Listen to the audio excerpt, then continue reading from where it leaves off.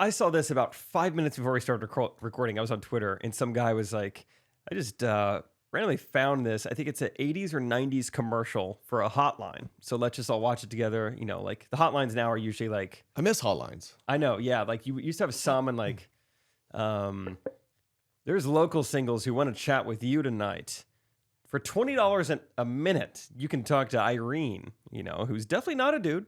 Not a dude. She's a hot woman. And I don't know what hotlines are now. And maybe it's more of like boomer scams, you know, or like, actually, what are those commercials that like Joe Namath is on? You know, some like weird old town. Cialis. Yeah. Yeah. If you can, if it lasts longer than 4 hours, we'll talk to you for 5.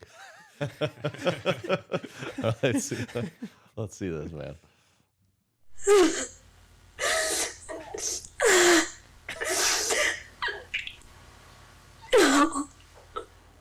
What makes people all over America break down and cry like this? Call 1-900-9099-CRY and hear it for yourself. $2 for the first minute, 45 cents each additional minute. If you're under 18, ask your parents before you call. 1-900-9099-CRY.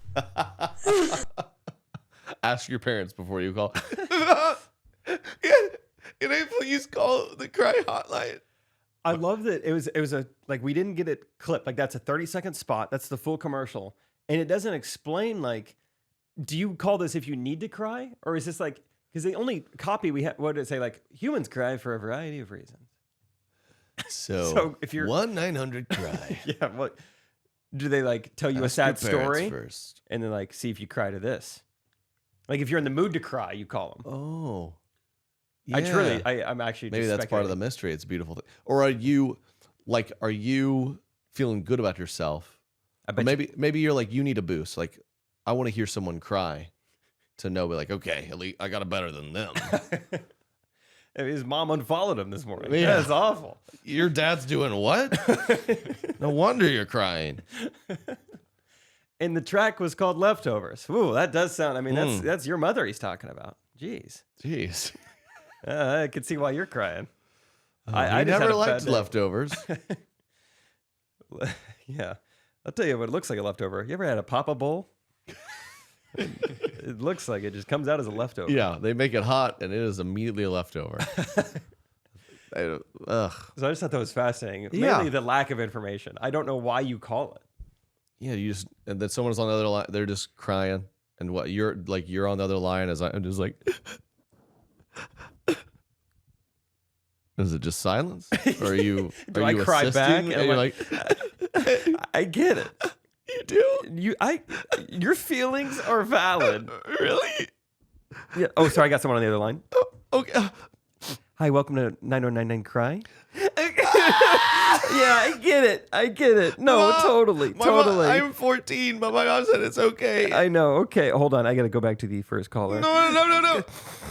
Oh, and his name was Monty. Oh, you're back? Monty's a weird name, and he likes golfing.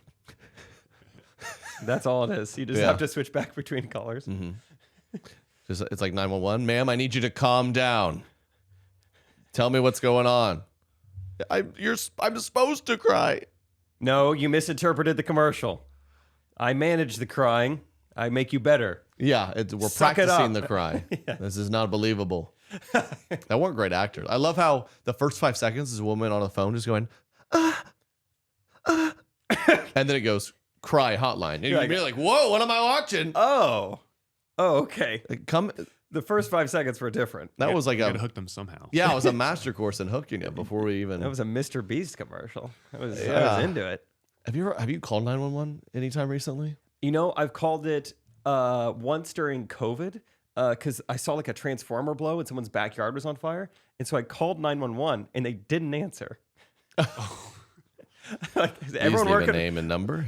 Everyone's working from home. A lot of criers. Yeah. I don't remember much else. It was just like, they're the walk of the dog or something. What's 911's obsession with knowing my name? I'm like, 911, this is urgent. I have this. I had to tell you this. Like, hold on, sir. What's your name and number? Who am I speaking with? Who am I speaking to? A guy who's about to die. Yeah. All right? Get somebody down here. My name's going to be John Doe if you don't get down here soon. They're not going to be able to identify me. Mr. Doe. How about that? Just get someone here. Yeah, they're big on that. Yeah, we saw... Oh, the last time we called is because we were driving down the highway and saw like a... from a distance... It looked like a family of like 3 just walking down the interstate, like with the stroller. Ooh. And I was just like, you could tell there was like maybe an exit a mile away. Or like, I don't know, maybe tell them like, hey, we think we see people just walking on the side of the highway. Maybe they're stranded or something. They're like, whoa, what's your name and number? I'm like, well, you need to kind of like act quickly or they're going to make it to. And are you from around here? Like, did they look like local? Like, were they yellow jackets? You go to high school with them? You're like, dude, just no, they're abandoned family.